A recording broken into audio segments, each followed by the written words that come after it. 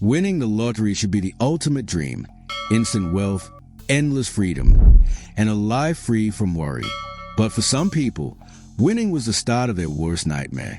From millionaires who ended up broke, to winners who gambled it all away, and even those who paid with their lives, these stories prove money does not always buy happiness. Today we are counting down the 25 dumbest lottery winners of all time, and number 1 might just convince you that winning is the last thing you want. Jack Whittaker was already a wealthy businessman before he won the $315 million Powerball jackpot in 2002, which made his downfall even more shocking. At first, he pledged to use his fortune for good, donating large sums to churches and charities. But almost overnight, his life spiraled into chaos. He was robbed several times, sued repeatedly, and hounded everywhere he went by strangers asking for money. The real tragedy came at home. Both his daughter and granddaughter died young, with Whittaker blaming the fortune for drawing destructive influences into their lives. What should have been a blessing became a storm that tore his family apart. Financial experts still reference his case as proof that sudden wealth without boundaries can destroy more than it builds. Years later, Whittaker admitted he wished he had never won, calling that ticket the worst thing that ever happened to him. It is hard to imagine holding a check for $315 million and calling it a curse, but his story makes the point clear. Evelyn Adams became a national sensation in the 1980s after defying impossible odds and winning the New Jersey lottery twice, collecting more than $5 million in total. Overnight, she became a celebrity, appearing in magazines and on television talk shows as the luckiest woman alive. But casinos soon replaced cameras. Adams was a regular in Atlantic City, where she gambled away fortune after fortune. Her winnings disappeared faster than they came, and within a few years she was living in a trailer park. Looking back, she admitted she felt cursed, saying the money brought her isolation instead of happiness. Her downfall is often retold as a lesson in discipline. 2 jackpots should have meant a lifetime of freedom, but instead became 2 missed opportunities. Adams remains living proof that luck without self-control is a recipe for disaster. Abraham Shakespeare seemed to be living the dream when he won $30 million in Florida in 2006. A man with little formal education and modest means, his story of rags to riches inspired people across the state. But his generosity was endless, and soon everyone around him wanted a piece of his fortune. Strangers camped outside his house, family members begged constantly, and so-called friends drained him of both money and trust. The darkest twist came in 2009, when Shakespeare went missing. His body was later discovered buried under a concrete slab, and a woman he had trusted with his finances was convicted of his murder. The case shocked the nation and remains one of the grimmest lottery tragedies ever told. Shakespeare's story is a warning that sudden wealth not only attracts freeloaders, but predators. In the end, the jackpot he thought would free him instead cost him his life. Michael Carroll was just 19 years old when he won £9.7 million in Britain's national lottery in 2002. A former garbage collector, Carroll promised to turn his life around. Instead, he became infamous as a lotto lout, splashed across every tabloid for his wild antics. He trashed mansions, staged demolition derby parties in his backyard, and spent fortunes on drugs and women. Court appearances piled up, from driving offenses to drug charges, and within less than a decade, the money was gone. Carroll himself admitted he had no regrets, saying he had a great time. But his story became a cautionary tale for an entire generation in the UK. The newspapers portrayed him as the ultimate example of wasted opportunity, proof that money does not buy responsibility. He went back to working for hourly wages, no fortune left, but plenty of notoriety. Jenite Lee's story was different from the usual tales of reckless spending. When she won $18 million in the Illinois lottery in 1993, she decided to use her fortune to give back. Lee donated millions to political causes, universities, and charities, rubbing shoulders with senators and even U.S. presidents. For a few years, she was a respected philanthropist with influence far beyond her modest background as an immigrant. But her generosity had no limits. By 2001, she had filed for bankruptcy, with less than $1,000 left to her name. Experts often cite her story as an example that even noble intentions require careful planning. Lee's donations did buy her access to the powerful, but they did not secure her financial future. She went from being celebrated in Washington to broke in less than a decade, showing that giving without boundaries can be just as dangerous as reckless spending. William Budd posts $116.2 million in Pennsylvania in 1988, and it took less than a year for everything to fall apart. Post had no financial plan, no advisors, and no idea how to handle sudden wealth. He bought a mansion, cars, and even a private plane he did not know how to fly. Within months, lawsuits from former girlfriends and family members drained him further, and at one point he was arrested for firing a gun at a debt collector who showed up at his home. By the end of his life, he was living off food stamps, describing his win as a nightmare.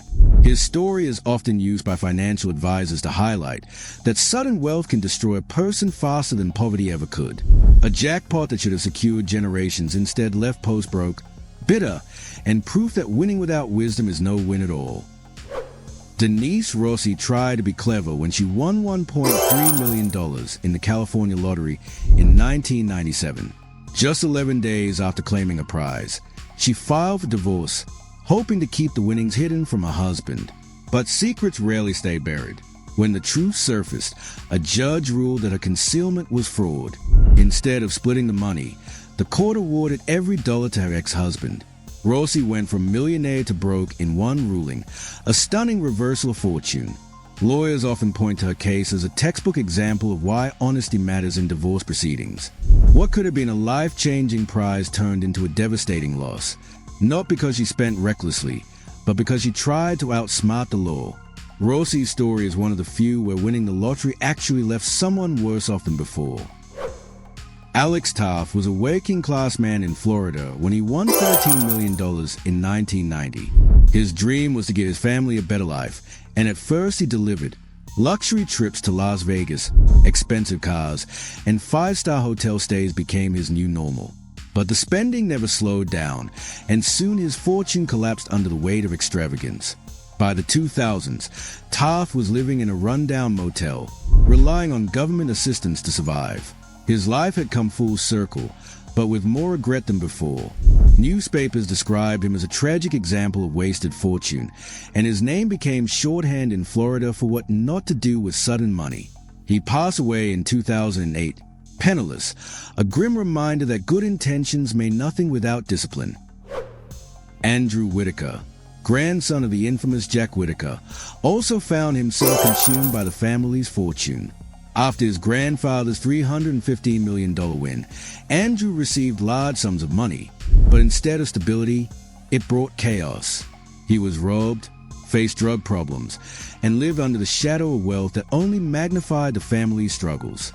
While not a lottery winner himself, his story shows how sudden money does not just affect the ticket holder, it ripples through entire families, often with destructive results.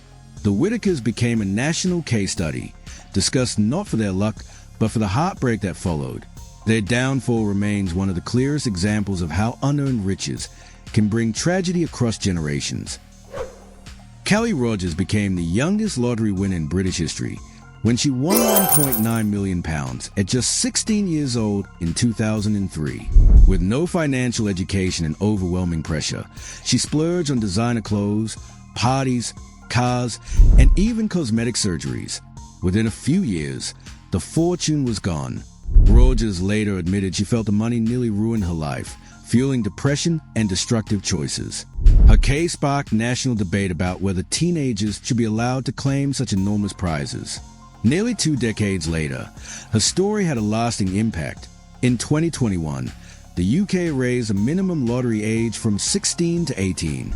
Rogers herself supported the change, saying she was far too young to handle the responsibility.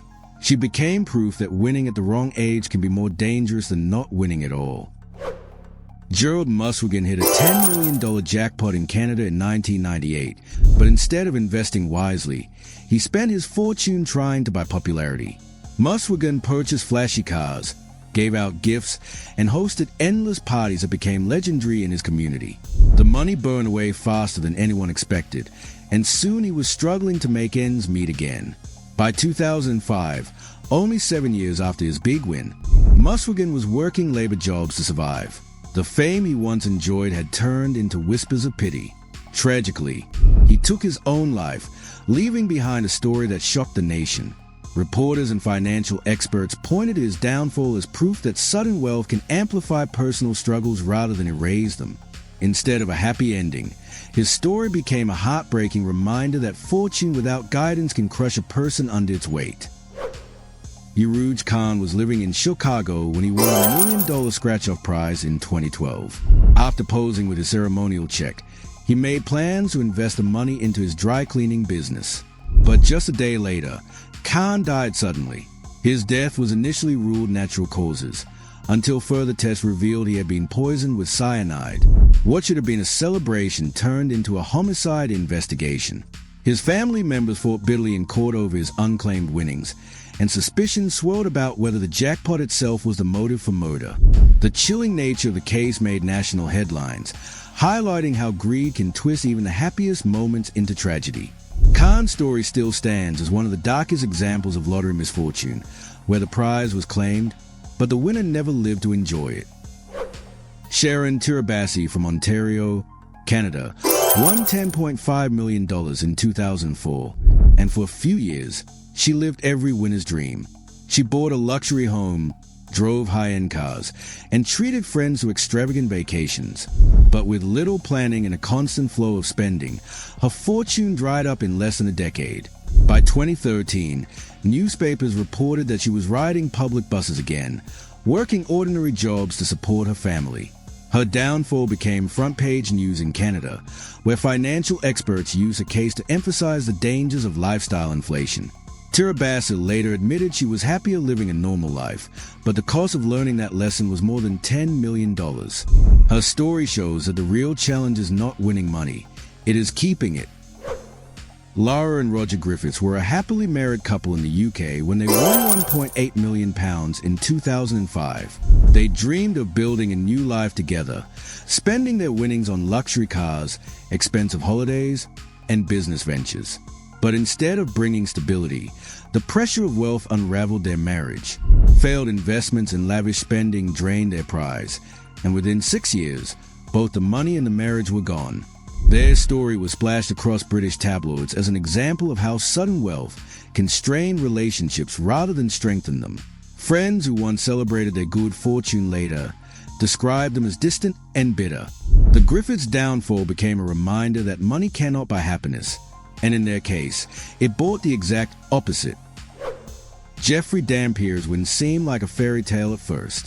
In 1996, he claimed $20 million in Illinois and used his wealth to start a popcorn company. He shared generously with his family, even hiring relatives to help in the business. But generosity became his undoing. In 2005, his sister-in-law and her boyfriend lured him into a trap, kidnapped him, and murdered him in an attempt to take his fortune. Both were sentenced to life in prison, but the story left a chilling mark on lottery history. Dampier had used his winnings to create opportunities, yet greed from those closest to him ended his life. His story is still cited in true crime documentaries as one of the most brutal betrayals linked to a jackpot. Winning made him rich, but in the end, it also made him a target. Keith Goff thought his life had been transformed forever when he won £9 million in 2007. At first, he enjoyed the trappings of wealth, buying a luxury home and expensive cars. But it did not take long before con men targeted him, tricking him into risky business schemes that drained his fortune. As the money disappeared, his marriage fell apart, and Goff turned to alcohol to cope with the pressure. By 2010, just 3 years after his win, he was dead from a heart attack brought on by heavy drinking and stress. His story shook the UK press, not only because of his rapid decline, but because it exposed how vulnerable winners are to manipulation. Goff's name became a grim warning that sudden money can make you a magnet for predators, and without trusted guidance, the fortune disappears faster than it came. His tragic downfall showed that even millions cannot protect you from deception. Sometimes they attract it. Americo Lopez, a construction worker from New Jersey, made headlines in 2010 for all the wrong reasons. He joined a lottery pool with co-workers, and when their numbers hit, he tried to cash the ticket in secret.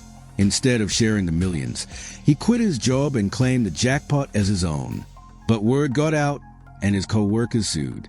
The courtroom drama was splashed across newspapers, and in the end, the judge ruled against him, forcing him to split the prize. Lopez went from ordinary worker to notorious cheat, remembered less for winning the lottery than for betraying his friends. His story is often cited in workplace discussions about lottery pools as a reason to put agreements in writing. Winning could have made him a hero among his peers, but greed turned him into a villain. Billy Bob Harold Jr., a Home Depot employee in Texas, thought his prayers were answered when he won $31 million in 1997. At first, life looked perfect. He quit his job, bought houses, gifted cars, and donated generously to his church. But the constant request for money became overwhelming. Family tensions grew, his marriage crumbled, and he quickly found himself trapped in financial mismanagement. Within 2 years, Harold's life had spiraled so far that he took his own life. His pastor later revealed that he had admitted the money had only brought him misery. Harold's tragedy is still discussed by financial counselors as an example of how sudden wealth magnifies pressure rather than relieves it. He thought his jackpot would set him free, but instead, it closed in around him like a cage. Suzanne Mullins from Virginia won a share of a $4.2 million jackpot in 1993. She opted for annual installments but soon found herself drowning in bills. To stay afloat, she borrowed heavily against her future payments. When lottery rules changed, those payments stopped, but the debts remained. Lawsuits followed, and Mullins eventually owed hundreds of thousands more than she had ever received. Her story is frequently cited by financial advisors as a warning about the dangers of borrowing against uncertain income. Mullins vanished from the headlines after a financial collapse, but her name became tied to one of the most cautionary tales in U.S. lottery history. Instead of a safety net, her jackpot became a trap that left her worse off than before. I.B. Roncaglioli's lottery story is infamous in Canada, not for how she spent her winnings, but for how it ended. In 1991, she won $5 million, and her doctor husband assumed they would build a secure future together. But Roncaglioli secretly gave much of the fortune to a lover, leaving little behind for her family. When her husband discovered the betrayal, he poisoned her, later telling investigators he had been financially ruined. The sensational trial shocked the nation and led to his conviction for manslaughter. The story revealed the darker side of sudden wealth, showing how money can amplify deception and lead to tragedy. Roncaglioli's win should have brought stability, but instead, it tore her life apart. Her case is still remembered in Canadian media as one of the most dramatic cautionary tales tied to a jackpot. Marco Gerolin from Austria became a millionaire in the early 2000s, and for a brief moment, he lived the dream of luxury cars, lavish trips, and big investments. But Gerolin treated his winnings as if they were endless, sinking money into nightclubs, failed ventures, and expensive toys that drained his fortune. Within a few years, the millions were gone, and bankruptcy replaced champagne nights. What makes his story stand out is how fast the reversal was, from being courted by entrepreneurs and hangers-on to being ignored once the money dried up. Austrian newspapers use his case as a public warning that financial illiteracy can burn through fortunes quicker than fire through paper. Gerolin's downfall became a cultural cautionary tale in Europe, showing that without structure, money slips away like sand through fingers. He had dreamed of building a legacy, but what he left instead was a story of squandered potential and bitter regret. Martin Todd's nightmare began in 2001 when he and his wife discovered they had matched all 6 numbers in the UK lottery. Their win was worth nearly £3 million, but there was one devastating problem. Martin had lost a ticket. By the time he realized, the 30-day deadline for reporting missing tickets had passed. The Lottery Commission confirmed he had the winning numbers but refused to pay. Public outrage exploded, but the rules stood firm. Todd described it as mental torture, knowing the life-changing money was but forever out of reach. His story remains one of the cruelest twists of lottery history, not about mismanagement or reckless spending, but sheer bad luck. To this day, His case is cited in UK debates about whether lottery systems should have more flexibility for lost tickets. Modern talk became proof that sometimes the biggest loss is not losing money, but losing the chance to claim it at all. John McGuinness from Duleek, Ireland, struck gold in 2011 when he won 10 million euros. At first, he used the money to clear debts and help his family, but soon he was pouring millions into risky businesses. Failed ventures included bars, clubs, and property investments that never took off. Within a few short years, his fortune was gone. Local papers described his situation as one of the most dramatic financial collapses in Irish lottery history. Instead of living comfortably for life, McGuinness found himself facing debts once again, the jackpot a distant memory. His story became a staple in Irish media, a painful reminder that wealth without strategy vanishes quickly. Friends and neighbors who once celebrated with him later shook their heads in disbelief at how fast the millions evaporated. McGuinness's name is now linked less with luck and more with missed opportunity, proving once again that winning the lottery is only the first step. Keeping it is a real challenge. Jonathan Vargas was just 19 and won $35 million in South Carolina in 2008, a prize that could have set up his life forever. But Vargas was determined to chase his dreams, and he poured millions into creating his own professional wrestling league called Wrestlicious. The project was flashy, campy, and ambitious, and it failed spectacularly. Millions evaporated in production costs, and Vargas soon found himself mocked more than admired. On top of that, his lavish spending on luxuries drained the rest of his fortune. His story is often compared to Silicon Valley startups, except instead of investors, Vargas's only backer was dumb luck. Today, he is remembered less as a young man with potential, and more as a teenager who thought a lottery ticket was a business plan. His fall became a cultural punchline, but also a painful reminder that dreams without strategy can swallow fortunes whole. Curtis Sharp Jr. became an instant celebrity in New York when he won $5 million in 1982. Known for his flashy suits and bold personality, he quickly earned the nickname the Jackpot Playboy. Instead of planning for the future, Sharp bought luxury cars, threw wild parties, and became a fixture in the nightlife scene. He soaked up the attention and treated his winnings like an endless fountain. But the money vanished almost as quickly as it came. Within a few years, Sharp was broke, living a far more modest life than before. Unlike some winners who disappeared quietly, Sharp embraced his fame, often joking about his mistakes in later interviews. His story became part of U.S. lottery folklore, a reminder that charisma and cash are no substitute for careful planning. Curtis Sharp is still remembered today, not for his fortune, but for how quickly it slipped through his fingers. His rise and fall captured the classic American cycle of fast money and faster downfall. From Curtis Sharp Jr.'s $5 million Playboy lifestyle to the countless others who lost fortunes overnight, these stories prove that winning the lottery is only the beginning. Some wasted it, some were tricked out of it, and some paid the ultimate price. But every one of them shows that easy money can come with hard consequences. Which story blew your mind the most? Share your pick in the comments. And do not forget to subscribe for more unbelievable countdowns.